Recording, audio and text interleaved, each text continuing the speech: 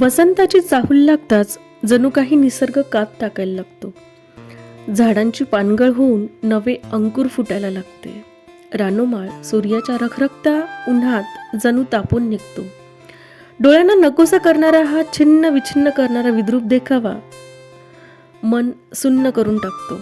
परंतु अशातच एक वनाग्नी जणू ज्वालांची माळ लिहून तप्त उन्हातही भगवी उधळण करीत असतो.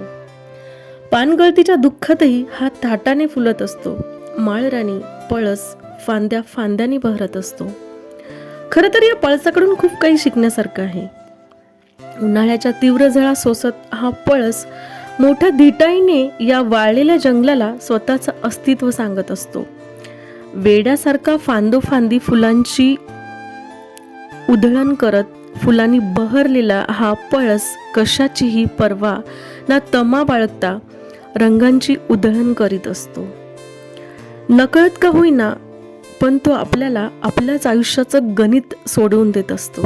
त्यालाही माहिती आहे त्याच्या फुलांचा ना आंतरिक सुवास होणार, ना देवाचरणी तो अर्पिला जाणार, ना एखाद्या सौंदर्यवतीच्या केसात गजरा होऊन माळला जाणार. परंतु तरीही तो मोठ्या दिमाखात मोठ्या थाटात फांदोफांदी फुलत असतो. आपण मात्र कुणी आपली दखल घेत नाही म्हणून निराश होतो आणि त्या व्यक्तीच्या विचारापरत्वे आपण आपली जगण्याची शैली बदलत जातो.